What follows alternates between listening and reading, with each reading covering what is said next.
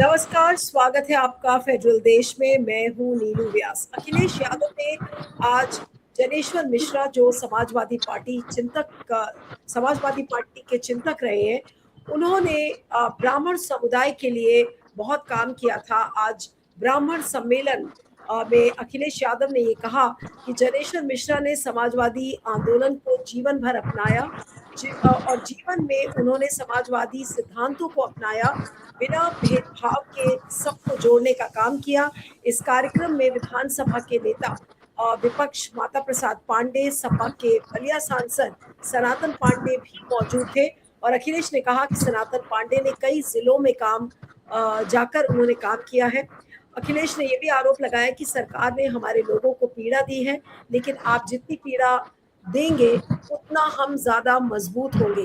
अखिलेश यादव ने राम मंदिर चढ़ावा चोरी का मुद्दा भी उठाया और साथ में उन्होंने वो सारे मुद्दे कहे जो आप पिछले कई दिनों में पार्लियामेंट में सुन रहे हैं। लेकिन जो ब्राह्मण सम्मेलन का जो लॉजिक है, जो ऑब्जेक्टिव है, उन्होंने ये भी कहा। इनफैक्ट आज आज सभी अखबारों में वो हेडलाइन भी बनी हुई है कि पीडीए का मतलब आज अखिलेश यादव ने समझाने की कोशिश किया कि पीडीए में जो पीडी है उसका मतलब पंडित होता है।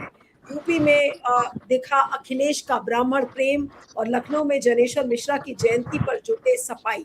ये सारे वेबसाइट्स पर ये बड़ी खबर है कि ये जो मेगा आउटरीच है जो ब्राह्मण्स का, क्या ये एक रणनीति के तहत किया जा रहा है। आज इसको हम समझने की कोशिश करेंगे कि जो अखिलेश यादव का ब्राह्मण प्रेम है वो क्या कहलाता है। ये आपकी स्क्रीन पर आज की तस्वीरें हैं और आप देख सकते हैं भारी संख्या में वहां लोग जमा हुए थे।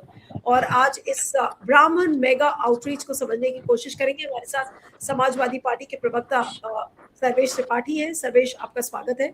हमारे साथ सुमन गुप्ता है जो कि वरिष्ठ पत्रकार है, पॉलिटिकल कमेंटेटर है, आपका स्वागत है। हमारे साथ शायरा नईम जी है जो कि वरिष्ठ पत्रकार है, पॉलिटिकल कमेंटेटर है। I think Sarvesh has got disconnected, so we try and connect to him once he is back. मैं सुमन जी से शुरू करती हूँ कि सुमन जी, आपको क्या लग रहा है कि ये जो ब्राह्मण आउटरीच जो अखिलेश यादव कर रहे हैं, इसका मकसद क्या है?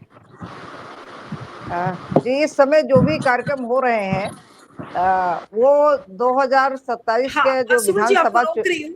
सुमन जी आपको 2 सेकंड के लिए रोक रही हूँ, because I start with Sarvesh. Sarvesh को पहले सुन लेते हैं कि क्या उनका कहना है। सर्वेश, ये ब्राह्मण सम्मेलन पे ये क्या एक रणनीति के तहत इसको किया जा रहा है? सबको प्रणाम, आपको, पैनलिस्ट को, जनता को। रणनीति नहीं, पहली बात ये है कि जो जनेश्वर मिश्रा जी, ये हमारे फाउंडर मेंबर, संस्थापक सदस्य थे, राष्ट्रीय उपाध्यक्ष रहे बहुत लंबे समय तक उन्होंने, और समाजवादी पुरोधा है, समाजवादी चिंतन के पुरोधा माने जाते हैं। तो उनकी उनकी उनके सम्मान में उनको याद करने के लिए ये आप पूरे प्रदेश से एकत्रित हुए थे और उनको किया गया। इससे आपकी डर, आवाज बहुत कट रही है भाजपा सर्वेश। का डर बढ़ गया है कि भाजपा इससे डर गई है, ये मान सकते हैं। लेकिन इसको मैं किसी रणनीति से जोड़ के नहीं देखूंगा। ब्राह्मणों को सम्मान हमारी पार्टी में हमेशा से मिला है। ब्राह्मणों को सम्मान। जी हाँ हाँ, बोली बोली सर्वेश, बोली।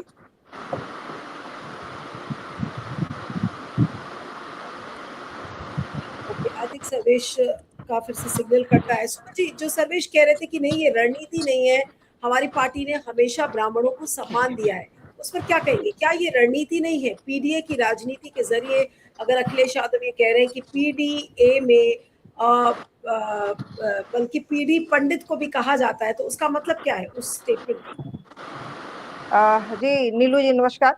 ऐसा है कि जहां तक के पीडीए का सवाल है अखिलेश यादव जी के, उसमें पिछड़ा, दलित, अगड़ा, अल्पसंख्यक, आधी आबादी, वो समय समय पर उसकी अलग अलग तरीके से व्याख्या करते रहे हैं। तो ये पीडीए जो है, आज जो जनेश्वर मिश्र, जिन्हें छोटे लोहिया के नाम से जाना जाता है, और जिनका आदर अखिलेश यादव जी के पिताजी मुलायम सिंह यादव जी बहुत आदर करते थे, और उनको एक वास्तव में एक समाजवादी विचारधारा के डॉक्टर लोहिया के बाद एक बड़ा नाम खासकर समाजवादी पार्टी से जो जुड़ा रहा, उसमें जनेश्वर मिश्रा जी का नाम आता है। और ये जनेश्वर मिश्रा के नाम से पार्क भी अखिलेश यादव जी ने अपनी कार्यकाल में बनाया था। और इसी तरीके से उन्होंने विभिन्न जो समाजवादी विचारधारा के लोग थे उनके नाम से अलग अलग संस्थाएं भी बनाई, जिसमें ये जयप्रकाश नारायण का जो है था, वो तो खैर गवर्नमेंट ने उसमें तो घुसने के भी मौके नहीं दिए और वो पूरा भी नहीं हो सुमन जी, पाया आपको था। 2 सेकंड के लिए रोक रही हूँ क्योंकि सर्वेश इस समय गाड़ी में है। सुमन मैम, इसमें भी नहीं दिया, मैं परमिशन नहीं दिया। हाँ, इसमें भी जिसकी जयंती है, जिसके नाम पे सबसे बड़ा एशिया का पार्क बनाया गया, जिनकी जयंती थी, उनके लिए परमिशन नहीं दी गई।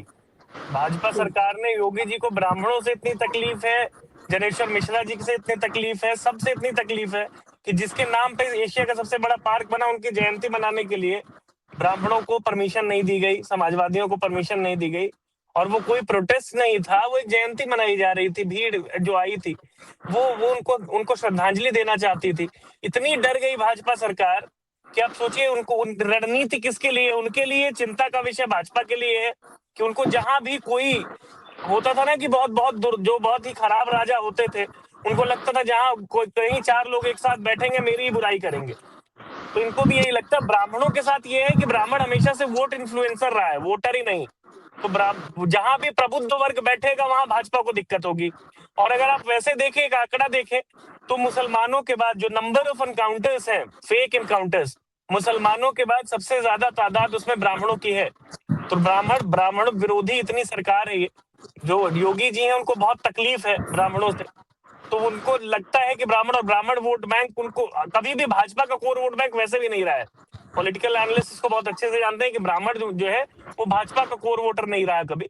तो अभी उनको ये दिख रहा है कि सर्वेश, आपसे एक सवाल है कि जो ये जितने भी न्यूज प्लेटफॉर्म्स हैं वो इसको क्यों एक मेगा आउटरीच प्रोग्राम की तरह देख रहे हैं कि क्या अखिलेश ने 2027 का जो चुनाव है उसके पहले एक स्पेशल रणनीति बनाई है? ठीक है, आपकी पार्टी तो ब्राह्मणों को देती थी जगह, लेकिन अब क्या खास एक मुहिम के तहत ब्राह्मणों तक पार्टी पहुंच रही है?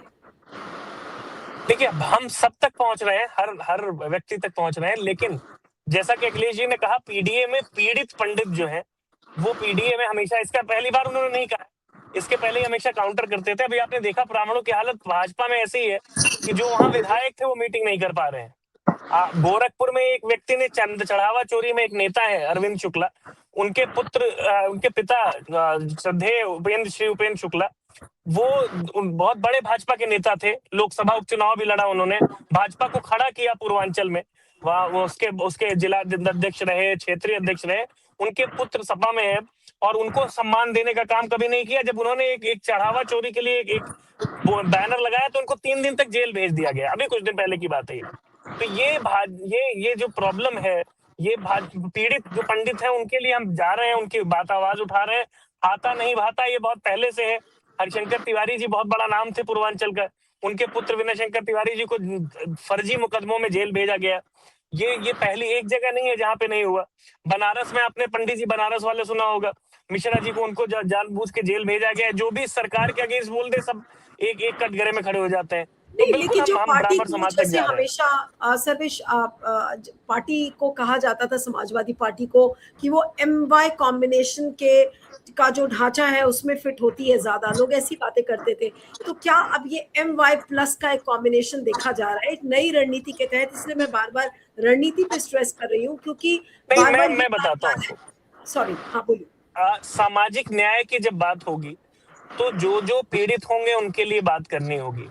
MY इसलिए लगता था कि जब भी हम इक्विटी की बात करते हैं, तो भाजपा को दिक्कत होती है। भाजपा रिप्रेजेंटेशन मुसलमानों को नहीं देना चाहती, एक भी सांसद उनके नहीं है सदन में। हम उसकी बात करें तो उनको दिक्कत हो जाती है। तो आप नहीं होंगे तो हम मुसलमानों की भी पार्टी है, हम यादवों की भी पार्टी है, हम ब्राह्मणों की भी पार्टी है, हम दलितों की भी पार्टी है, हम वैश्यों की भी पार्टी है। सारे वर्ण जो भी आप समझ सकते हैं, जो भी जिसमें भी आप डिवाइड करना चाहें, हम सबके लिए खड़े हैं, सबकी पार्टी है। भाजपा को बांटना आता है, हमें हमारा काम जोड़ने का है। तो जो भी रणनीति सबको जोड़ने का काम करेगी, हम उसको, अगर हम 84%, 85%, 86% की बात करते हैं तो उसमें उसमें दिक्कत भाजपा को होती है। लेकिन वही आप जो भी आप समझेंगे, इक्विटी यही कहती है कि आप केवल मेजोरिटी की बात नहीं करेंगे, माइनॉरिटीज की भी बात करेंगे। और जब भी कोई आप केवल इक्वालिटी से देश नहीं चलेगा, इक्विटी अफर्मेटिव एक्शन वो बहुत जरूरी है। अगर आप संविधान की बात करेंगे तो आपको वो अफर्मेटिव एक्शंस लेने पड़ेंगे। उसके बाद आपको टैग कर दिया जाए कि आप मुसलमानों की पार्टी हो, तो उसमें हमें कोई दिक्कत नहीं है। नहीं तो क्या जो ब्राह्मण पार्टिसिपेशन है पार्टी के अंदर, क्या वो भी अखिलेश बढ़ाएंगे? क्योंकि अभी जैसे हमने देखा कि सनातन पांडे इस मेगा आउटरीच प्रोग्राम में काफी बड़े रोल में नजर आ रहे थे। तो क्या आने वाले दिनों में पार्टी और ज्यादा कुछ ब्राह्मण फेसेस लेकर आएगी? क्या ब्राह्मण को ज्यादा टिकट दिया जाएगा? कुछ इस तरीके की रणनीति बन रही है? देखिए, ब्राह्मणों को रिप्रेजेंटेशन हमेशा से, पार्टी जब से शुरू हुई है, मैंने कहा ना जनेश्वर मिश्रा जी इसलिए बहुत बहुत प्रासंगिक है क्योंकि वो फाउंडर मेंबर थे। अभी भी नेता प्रतिपक्ष हमारा जो उत्तर प्रदेश में सबसे बड़ी पोस्ट है वो भी माता प्रसाद पांडे जी के पास है, वो भी एक ब्राह्मण चेहरा है। मैं बोल रहा हूँ, मैं भी ब्राह्मण ही हूँ, नाम के आगे त्रिपाठी लगा है मेरे भी। तो पार्टिसिपेशन और रिप्रेजेंटेशन ब्राह्मणों का सपा में कभी भी सम्मान में कोई कमी नहीं रही, वो हमेशा से रहा है जब से पार्टी शुरू हुई। ब्रजभूषण तिवारी जी की बात कर लीजिए या आप माता प्रसाद पांडे जी की बात कर लीजिए, बहुत बहुत बड़े बड़े नाम है। और आज भी आप लगातार युवा जुड़ रहे हैं, युवा ब्राह्मण नेता। आज की आपने अगर वीडियोस देखेंगे आप, हजारों की संख्या में तब थे जब पार्टी कार्यालय पे करना पड़ा, हमें परमिशन नहीं दी गई। जनेश्वर मिश्रा पार्क में होता तो वो लाखों की संख्या होती। पूरे देश से ब्राह्मण ब्राह्मण आए थे, और बस वो नहीं थे जो पार्टी से जुड़े हुए हैं, सब आए थे। मैं अपने जिले की बात बताऊं, जिले में मेरे पास कल से हजारों फोन आ गए कि हम भी जा रहे हैं भैया, हम भी जा रहे हैं, हम भी जा रहे हैं, हम भी जा रहे हैं। तो आप वो अनप्रेसिडेंटेड था जो आज हुआ, ये ऐतिहासिक था।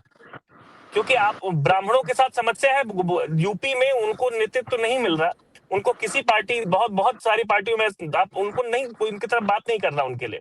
और खासकर योगी आदित्यनाथ जी, ये प्रचलित हो चुका है कि ब्राह्मण विरोधी नीतियां हैं उनकी।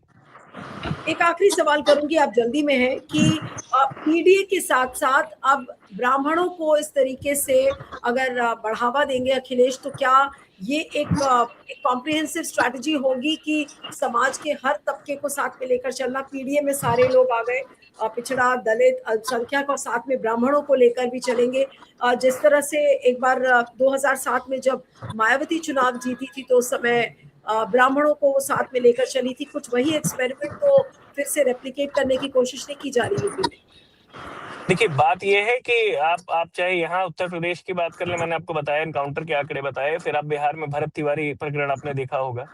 तो ऐसे बहुत मामले हैं जहाँ पे बहुत बहुत सारे ब्राह्मण पीड़ित हैं, उनकी बात करना बहुत जरूरी है। उनको केवल ये कह दिया जाना कि नहीं हम उनको छोड़ देंगे, तो उनको जोड़ने का सारा प्रयास किया गया। और लगातार जुड़ रहे हैं, बहुत बहुत बड़े बड़े नाम जुड़े हैं, अलग अलग पार्टियों से भी आ रहे हैं। और नए युवा जो नया अभी जेनजी है, उसका पार्टिसिपेशन बहुत है। ब्राह्मण नए लड़के, मैं हर बार जब हमारा सदस्यता अभियान हुई थी, तो हमारे जिले में, मैंने अपने विधानसभा की बात करूं तो वहां पे बहुत ज्यादा पार्टिसिपेशन था ब्राह्मण युवकों का, नए युवकों का, युवतियों का।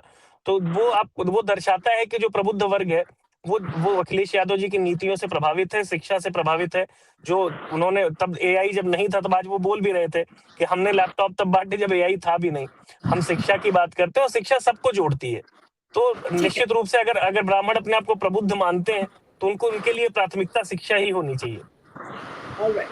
ओके, थैंक यू सर्वेश, आपको जल्दी है, so I let you go. Thank you very much. मैं सुमन जी के पास आती हूँ। सुमन जी, जो सर्वेश अभी बता रहे थे, एक रणनीति के तहत इसको किया जा रहा है या एक वाकई में एक नया प्लान लेकर आ रहे हैं? और जो बात सर्वेश कह रहे थे कि ब्राह्मण बहुत थका और हारा महसूस करता है बीजेपी में, तो क्या यहाँ पर समाजवादी पार्टी को इस पॉइंट पर एज मिलता हुआ आपको नजर आ रहा है? जी सुमन जी।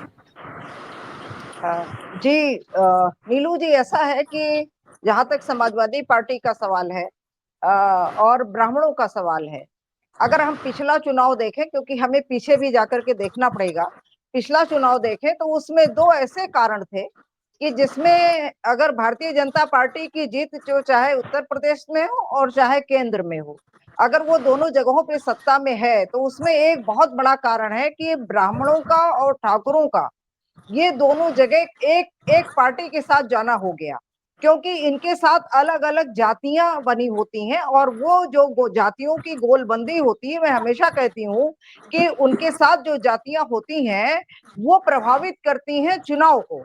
और जहां तक ब्राह्मण का सवाल है, वो एक तरीके से ओपिनियन मेकिंग है। उसके पास वोट भले ही ज्यादा ना हो, उसके लोग वोट डालने कम जाते हों, लेकिन वो वातावरण, माहौल बनाने का काम करता है, जो दूसरी जातियां, दूसरे समुदाय के लोग नहीं कर पाते हैं। तो जहां तक समाजवादी पार्टी का सवाल है, समाजवादी पार्टी में जैसे कि अभी सर्वेश ने बताया, ब्रजभूषण तिवारी जी वाकई बहुत बहुत पुराने वो थे, नेता थे, और वो इस दुनिया में नहीं है। और इसी प्रकार माता प्रसाद पांडे बहुत बुजुर्ग हो चुके हैं, लेकिन वो नेता प्रतिपक्ष बनाए गए हैं। तो ये, और इसके पहले वो जो है विप के लिए उनको था, सचेतक थे वो मनोज कुमार पांडे, जो खैर पार्टी बदल करके भाजपा में चले गए और फिर वो वहां पर मंत्री बन गए हैं अब। तो उस समय कहा जाने लगा था कि समाजवादी पार्टी में ब्राह्मण नहीं रह गए, लेकिन ब्राह्मण चूंकि एक भारतीय राजनीति की और खासकर उत्तर प्रदेश राजनीति की एक बहुत बड़ी जरूरत भी है, जो ओपिनियन मेकिंग का काम करती है सड़क पे, चौराहों पे, चाय की दुकानों पे। तो इसलिए उस वर्ग को हर पार्टी अपने साथ रखना चाहती है। जिस प्रकार अभी बहुजन समाज पार्टी ने भी, मायावती ने भी ये कहा कि 2007 की तरीके से जो है ब्राह्मण और दलित का एक बार फिर से भाईचारा शुरू हो, और जिससे ये 2027 के चुनाव में हम एक अपनी हैसियत बना सके, जो उनकी हैसियत खो चुकी है। तो हम कह सकते हैं कि जिस तरीके से ओबीसी और दलित को इग्नोर नहीं किया जा सकता किसी को सत्ता में आने के लिए, उसी तरीके से ब्राह्मण को भी इग्नोर नहीं किया जा सकता। और अखिलेश यादव का ये जो कार्यक्रम है, ये तो जब भी किसी की जयंती होती है तो उस पे उस जाति धर्म के लोगों को बुलाते हैं और एक बड़ा आयोजन करते हैं, और फिर वो कहते हैं कि जो है हम जिनके लोगों की मूर्तियां नहीं लगी हैं लखनऊ में, तो कहते हैं हमने जो रिवर फ्रंट बनवाया था वहां पे हम उनकी मूर्ति लगवाएंगे। तो इस तरीके से विभिन्न जातियों को और उनके जो उपजातियां हैं उनको भी जोड़ने का काम कर रहे हैं। और निश्चित रूप से ये 2027 की तैयारी है। ये तो हर साल कार्यक्रम होता है, जनेश्वर मिश्रा पर के जयंती पर कार्यक्रम हर साल होता है, लेकिन जिस तरीके से अब जो कि चुनाव सामने है, तो इस समय उत्तर प्रदेश पूरा चुनावी मोड में जा रहा है, चाहे वो सरकार की ओर से हो या चाहे विपक्ष की ओर से। क्योंकि अभी 3 दिन का जो विधानसभा सत्र था, जिस तरीके से चढ़ावा चोरी को लेकर के और पूरा हंगामा मचा रहा, और कि आज एक दिन पहले ही विधानसभा सत्र को अनिश्चितकाल के लिए स्थगित कर दिया गया। तो ये सब जो चीजें हैं, एक तरीके से चुनावी मोड में उत्तर प्रदेश आ चुका है, और अब बहुत सारे इस तरीके से कार्यक्रम जो बड़े पैमाने पे होते रहेंगे और विभिन्न पॉलिटिकल पार्टीज करती रहेंगी। जी ठीक है, अब मैं शायरा जी के पास आती हूँ अंत में। शायरा जी थोड़ा बीच में आ जाइएगा, आपका फ्रेम कट रहा है। इस मेगा आउटरीच जो ब्राह्मण्स के लिए जो ये मेगा आउटरीच अखिलेश कर रहे हैं, आप इसको किस तरीके से देखते हैं, और क्या ये वाकई में बीजेपी के लिए काउंटर प्रोडक्टिव हो सकता है? देखिए, जो ये हो रहा है कार्यक्रम, ये तो बिल्कुल क्लियर है कि ये चुनाव की तैयारी है। हाँ, और चुनाव की तैयारी के तहत ही हो रहा है, और ये हर साल, जैसे सुमन ने कहा, ये हर साल होता था, पार्टी ऑफिस में होता था। इस बार बड़े पैमाने पे जनेश्वर मिश्रा पार्क में जो करने का फैसला लिया गया, वो उसको सीधे चुनाव से देख करके जोड़ के ही देखना पड़ेगा। और जो इधर हाल के बहुत सारे इंस्टेंसेस हैं कि जो ब्राह्मण समाज है वो अपने को यूपी में काफ़ी आइसोलेटेड महसूस कर रहा है, और यहाँ तक कि उनमें ये भी एक गुस्सा है अभी की बीजेपी सरकार के प्रति कि वो ठाकुर की को सपोर्ट कर रहे हैं। ब्यूरोक्रेसी में हर जगह में आपको ज़्यादा से ज़्यादा ठाकुर दिखते हैं। अब ब्राह्मणों के साथ क्या है, जैसा सुमन ने कहा कि वो नंबर्स में भले कम हो, लेकिन वो जो उनका इन्फ्लुएंस है वो बहुत वाइड है, और वो जिस पाले में भी खड़े होते हैं तो उस पॉलिटिकल पार्टी को जाहिर सी बात है कि उसको फ़ायदा मिलता है। हम लोग ने 2007 में देखा कि मायावती ने कैसे ये सोशल इंजीनियरिंग किया, लेकिन इसके अंदर के कॉन्ट्रडिक्शंस भी हैं, बहुत सारे कॉन्ट्रडिक्शंस भी उसमें पैदा हो सकते हैं, गुंजाइश होती है, क्योंकि वो इडियोलॉजिकली अगर जैसे पहले भी था, समाजवादी पार्टी में बहुत सारे ब्राह्मण थे, लेकिन उनको जो है एज अ सोशलिस्ट देखा जाता था। ये सारे सोशलिस्ट नेता हैं, they happen to be Brahmins, they happen to be Kurmis, लेकिन उनकी वो वाली जो आइडेंटिटी है उसको इतना आगे नहीं किया जाता था। वो उनकी आइडेंटिटी थी, समझ में आती है, कास्ट बेस थी है, लेकिन इतना उसको आर्टिकुलेट नहीं किया जाता था। वो सबको, सबका जो है वो सोशलिस्ट लीडर की तरह ही उनको देखा जाता था। अगर आप उनको एकदम ऐसे जिस तरह से ब्राह्मण और ये किया जाएगा तो ये एक पॉइंट पे आकर के ये इडियोलॉजिकली डाइल्यूट भी हो सकता है जो पीडीए का प्लेटफॉर्म है, क्योंकि पीडीए का प्लेटफॉर्म जो है वो खाली जाति का वो नहीं है, ये सोशल जस्टिस की लड़ाई है। और सोशल जस्टिस की जो ज़बान है और जो उसका जो पूरा नैरेटिव है वो बहुत बड़ी तादाद में अगर बन आएंगे तो वो एक इनर कन्फ्लिक्ट की भी सिचुएशन दिखती है। तो ये सारी चीज़ें बैलेंस होकर के ही चलेंगी। और अभी जो हो रहा है वो तो चुनाव का ही होता है, चुनाव का ही है। और अभी हम आने वाले दिनों में देखेंगे कि बीजेपी भी ज़रूर ब्राह्मणों को लेकर के तरह तरह की कवायद करेगी, और वो भी छोड़ने वाले नहीं है। एक बड़ी संख्या जो है और एक बड़ा इन्फ्लुएंशियल वर्ग है जिसको कि वो गिव अप नहीं करेंगे, और वो ट्रेडिशनली उनके यहाँ भी हमेशा रहे हैं। अभी उनका अगर गुस्सा है तो वो योगी की सरकार में बहुत सारे केसेस हुए हैं और बहुत सारा ये हुआ है जिसमें कि उनको ऐसा लग रहा है कि उनकी अनदेखी की जा रही है। तो देखते हैं आगे वाले दिनों में क्या है। ये बहुत टाइट रोप वॉकिंग करना है अखिलेश को, कि पीडीए ही रखना है, सोशल जस्टिस की लड़ाई रखना है जो बहुत बड़ी लड़ाई है, और वो कॉन्स्टिट्यूशन की लड़ाई है। ये फ्रेमवर्क रखना है तो दूसरे तरह से पूरा कैंपेन बिल्ड होगा। और फिर अगर एक सेक्शन को हाईलाइट करना होगा तो फिर वो उसका जो है फोकस बदल सकता है। तो ये जो है कि उसको सोशलिस्ट और सोशल जस्टिस के ही नैरेटिव में ये सारी चीज़ों को फिट करना होगा, तभी लड़ाई मजबूत होगी। और तभी जो है ये एक टूल की तरह जो राइट विंग है उसके मुकाबले में एक टूल की तरह पार्टी को खड़ा करना होगा। और वो इंक्लूसिव दिखना चाहिए कि सबकी हिस्सेदारी है वहाँ। ये वाली नैरेटिव जो है इसको सबसे ऊपर रखना होगा। जी चलिए, तो देखेंगे कि अखिलेश यादव अब आगे जैसे जैसे दिन पास आ रहा है चुनाव का, कैसे वो रणनीति बनाते हैं। आप दोनों का बहुत बहुत शुक्रिया, Shayara ji, Suman ji, thank you so much for joining.